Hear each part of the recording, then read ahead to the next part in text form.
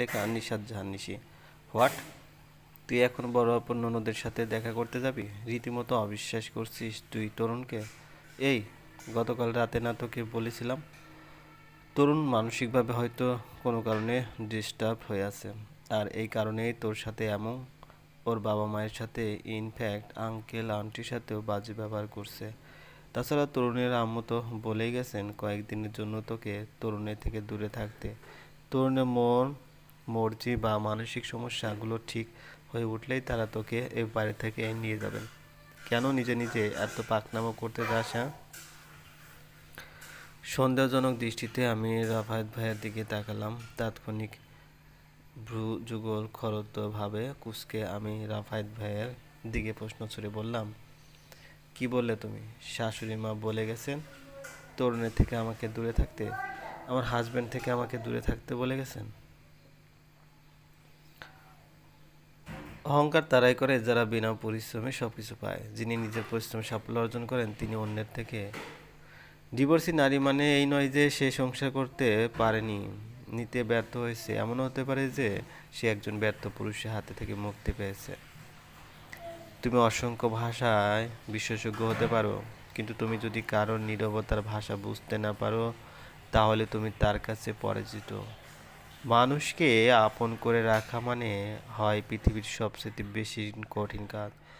একটা সময়ের পর নিজের ভেতরের কথাগুলো আর কাউকে বলতে ইচ্ছে করবে না। জীবনে সঠিক মানুষ আসার জন্য ভুল মানুষকে ছেড়ে দেওয়ার প্রয়োজন আছে।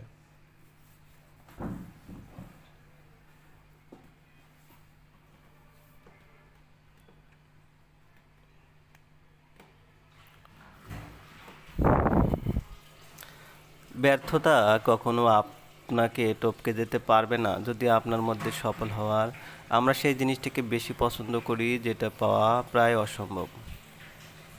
কাউকে ভালোবাসলে এতটাই ভালোবাসো যেন সে কষ্ট পেলে প্রথমে তোমাকেই মনে করে। একটা বয়সের পর অনুভূতির চেয়ে আত্মসম্মানকে বেশি গুরুত্ব দেওয়া উচিত। 100টা ভুল করলে কেউ কখনো ছেড়ে যায় না, ছেড়ে যায় একটা ভুল 100বার করলে। কোনো মানুষ আমাদের বন্ধু বা শত্রু হয়ে এই পৃথিবীতে আসেনি। আমাদের ব্যবহার, কথাবার্তায় মানুষকে আমাদের বন্ধু বা শত্রু বানায়। আপনি এক লাফে ছোট থেকে বড় হতে পারবেন না, আপনাকে ধৈর্য ধরতে হবে। মানুষ ফ্রিতে দুটো জিনিস দেয়, কষ্ট আর পরামর্শ।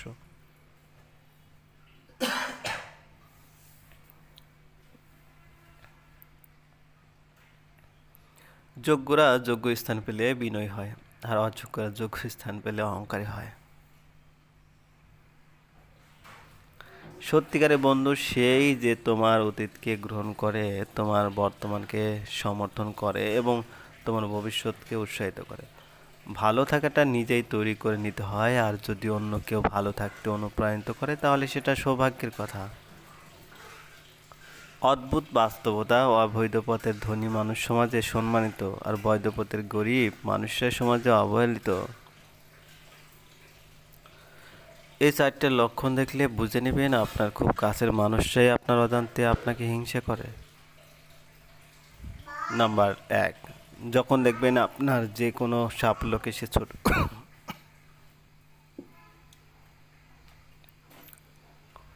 আপনার ছোটোখাটো ভুলগুলোকে সে বড় করে দেখে যাতে করে আপনি হীনমন্যতায় ভোগেন এবং আপনি যেন আর সামনের দিকে অগ্রসর হতে না পারেন। আপনি বড় কোনো পরিকল্পনা করলে সেটাকে নিরুৎসাহিত করে এবং এর ভালো দিকগুলো ছাপিয়ে নেগেটিভ দিকগুলোকে আপনার সামনে তুলে ধরার চেষ্টা করে।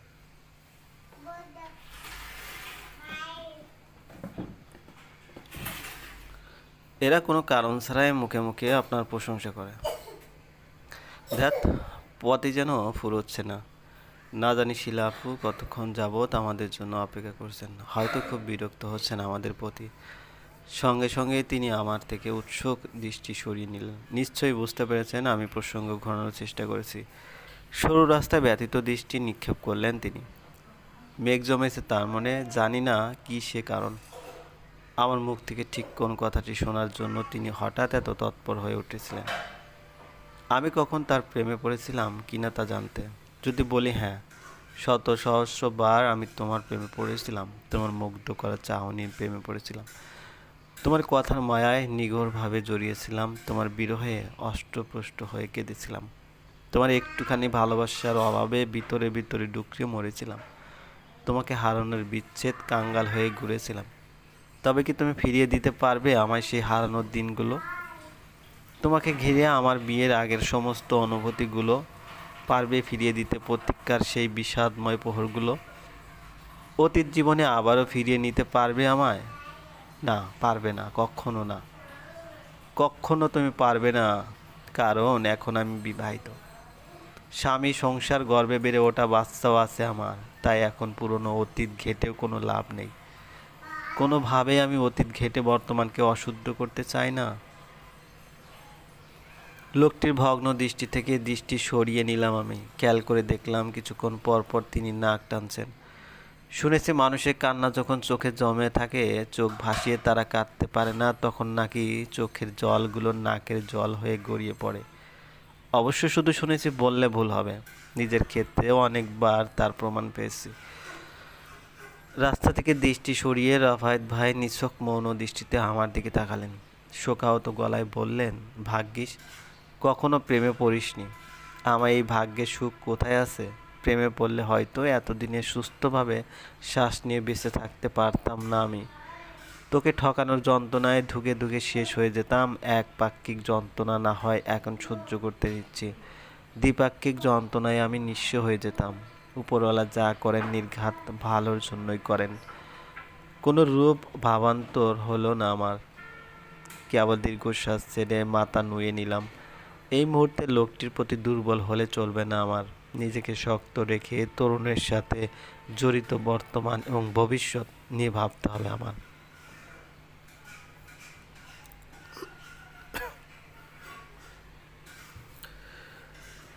বর্তমানে আমরা মাস্টার শেফ রেস্টুরেন্টে বসে আছি। দোতলা বিশিষ্ট রেস্টুরেন্টটি দেখতে কিছুটা বুফের মতো, যদিও সম্পূর্ণ বুফে নয়। দোতলার ঠিক ডান পাশের সারিটিতে আমাদের তিনজনের অবস্থান। জানালার পাশে দুই সোফা বিশিষ্ট টেবিলটিতে বসেছি আমরা। তাইযুক্ত খোলা জানালা দ্বারা সকলের মিষ্টি রোদের পাশাপাশি দু এক ছোটকা এলোমেলো বাতাসও বেশি আছে, আর মনে গা জুড়িয়ে যাচ্ছে। আমি এবং রাফায়েত ভাই বসে আছি পাশাপাশি দুটো চেয়ারে।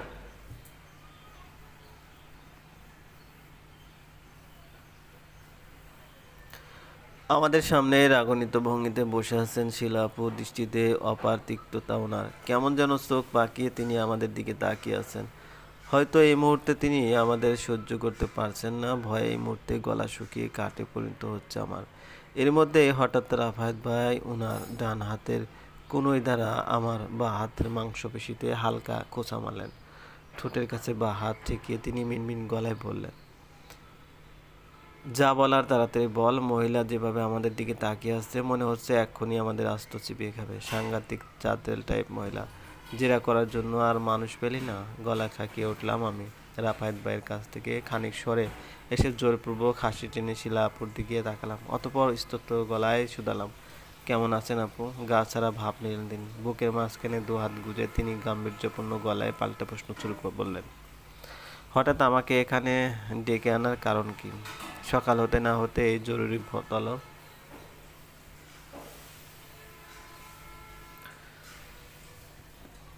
কম্পিত দৃষ্টিতে আমি পাশ ফিরে রাফায়েত ভাইয়ের দিকে তাকালাম। ভ্রু যুগল উঁচিয়ে তিনি আমার দিকে তাকালেন। গলা ছেড়ে মিনমিনিয়ে গলায় বললেন, বলো কেন ডেকেছিস? আমার আমার দিকে তাকিয়ে কি দেখছিস? বলছিলাম না এই জাদরের মহিলাকে না ডাকতে, এসব ফালতু জেরা থেকে বিরত থাকতে। এখন নিজেই পরিস্থিতি সামলা, আমি এখানে কিছু বলতে টলতে পারবো না, তোর জন্য একটু সুপারিশও করতে পারবো না। শুকনো ঢোক গিললাম আমি। আসলে প্রসঙ্গ ঠিক কোথা থেকে শুরু করব তাই বুঝতে পারছিলাম না। তবে কাঁচুমুচু দৃষ্টিতে আপুর দিকে তাকালাম। কম্পিত গলায় বললাম, হ্যাঁ আসলে আপু, তোর তরুণের বিষয়ে কিছু কথা জানার ছিল। তাৎক্ষণিকভাবে চটে বসলেন আপু। মুখমণ্ডলে রাগী ভাব ফুটিয়ে তিনি তিরিক্ষি পূর্ণ গলায় বললেন, আশ্চর্য, তরুণের বিষয়ে আমি কি বলতে পারি? তরুণ অবশ্যই তোমার স্বামী, আমার স্বামী নয় যে আমি তরুণের বিষয় নিয়ে ঘর ঘুর তার সম্পর্কে সব কিছু জেনে বসে থাকবো।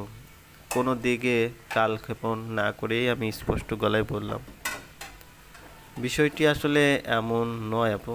আসলে আমি অনেস্টলি জানতে চাই তরুণীর সাথে আপনার কোনো ব্যক্তিগত সম্পর্ক আছে কিনা। থতমত খেয়ে গেলেন আপু, দৃষ্টি নুইয়ে নিতে বাধ্য হলেন। অতঃপর অস্থির গলায় প্রত্যুত্তরে বললেন, কি যা তা বলছো তুমি? তরুণের সাথে আমার কোনো ব্যক্তিগত সম্পর্ক আছে মানে? মানেটা আপনি বুঝেছেন আপু? আমি ঠিক কোন সম্পর্কের কথা বলছি? আপনি হয়তো জানেন গতকাল থেকেই তরুণের সাথে আমার নানা রকম অশান্তি চলছে। বিয়ে হবার পর থেকেই শখ করছি তরুণের কাছাকাছি থাকতে আপনি পছন্দ করেন। বাসায় এলে তরুণের সাথেই বেশিরভাগ সময় কাটাতে স্বাচ্ছন্দ্য বোধ করেন। এর নির্দিষ্ট কারণটি কি আমি জানতে পারি আপু? কোনোভাবে তরুণ আপনাকে পছন্দ করেন না তো? কিংবা আপনিও তরুণকে পছন্দ করেন এমন কিছু নয় তো? তাৎক্ষণিক উত্তেজিত হয়ে উঠলেন আপু। তড়িৎ বেগে বসা থেকে উঠে তিনি লোহিত দৃষ্টিতে আমার দিকে তাকালেন। অতঃপর দাঁতে দাঁত চেপে আমায় শাসিয়ে বললেন, লিমিট ক্রস করছো তুমি। নিজের গণ্ডের মধ্যে থাকার চেষ্টা করো। বেশি বাড়াবাড়ি করতে এসো না আমার সাথে, এর ফল কিন্তু ভালো হবে না। রাগে ফুসফুস করে আপু জায়গা পরিত্যাগ করতে রাফায়েত ভাই বসা থেকে উঠে দাঁড়ালেন চোয়াল শক্ত করে। তিনি পেছন থেকে আপুকে ডেকে বললেন, আমার তো মনে হচ্ছে আপনি একটু বেশি বাড়াবাড়ি করছেন। সহজ বিষয়টিকে সহজভাবে না দেখে জটিলভাবে দেখছেন। রিয়াসা এখন তরুণের অনাগত সন্তানের মা হতে চলেছে। সে জায়গা থেকে রিয়াসার শতভাগ অধিকার আছে তার স্বামীর ব্যক্তিগত এবং বহির্গত দিকগুলো সম্পর্কে খোঁজখবর রাখার। এর মধ্যে কিন্তু আপনার এবং তরুণীর সম্পর্কটিও পড়ে। সেক্ষেত্রে কিন্তু আপনি বাধ্য রিয়াসার সাথে সমঝোতা করতে। শিলা আপু তেড়ে এলেন রাফায়েত ভাইয়ের দিকে। তেজি গলায় রাফায়েত ভাইয়াকে শুধালেন, বিয়ে করানোর আগে প্রয়োজন বোধ করেননি তরুণের অতীত সম্পর্কে জানার? অতীতে তার কোনো দোষ গুণ আছে তা কিনা জানার? আদৌতেই তরুণের চরিত্রে কোনো ভেজাল আছে কিনা জানার? বিয়ের প্রস্তাব পাওয়া মাত্রই নাচতে নাচতে বিয়ে পড়িয়ে দিলেন, কোনো খোঁজ খবর ছাড়াই, যাচাই বাছাই ছাড়াই। এবার ভুগুন আপনারা, কর্মফল ভোগ করুন। অন্তরাত্মা কেঁপে উঠল আমার। তাৎক্ষণিক বসা থেকে উঠে দাঁড়ালাম আমি। কান্নাজড়িত গলায় আপুকে শুধালাম, কি ভেজাল আছে আপু তরুণের মধ্যে? কি দোষ আছে তার অতীতে? প্লিজ আমাকে সব খুলে বলুন প্লিজ। সরাসরি কিছু বলতে পারবো না আমি, শুধু এতটুকুই বলবো, রিয়াসা নামের মাঝেই অনেক অজানা সত্য লুকিয়ে আছে, যার অস্তিত্ব তুমি 5 মাস ধরে বহন করে চলছো রিয়াসা। তরুণ তোমার মাঝেই অন্য কারো ছায়া খুঁজে পায়, ভাবে তুমি হয়তো সেই ছায়াধারী ব্যক্তি যাকে তরুণ নিজের জীবনের চেয়েও বেশি ভালোবাসতো, এমনকি যার ভালোবাসায় তরুণ এখন পাগল হয়ে উঠেছে। চলবে। গল্পটি ভালো লাগলে অবশ্যই লাইক করবেন, কমেন্ট করে জানিয়ে দেবেন। চ্যানেলে যদি নতুন হয়ে থাকেন অবশ্যই সাবস্ক্রাইব করবেন, পাশে থেকে বেল আইকনটি প্রেস করে রাখবেন যাতে নতুন নতুন ভিডিও আপলোড করার সাথে সাথে আপনার নোটিফিকেশনে চলে যায়। আর অলরেডি